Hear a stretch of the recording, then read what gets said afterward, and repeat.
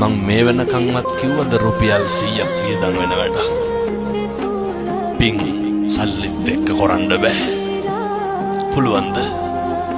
බෑ. මේක මිනිස්සුන්ගේ ආදරයත් එක්ක කරන්න ඕන එකක්. අපි හදන්න ඕනේ. අපේ ඉවසීම තුළින් ඇති වෙන්නේ මොකක්ද? අනේකට ගරු කරන චරිතයක් පුරුදු වෙන්න.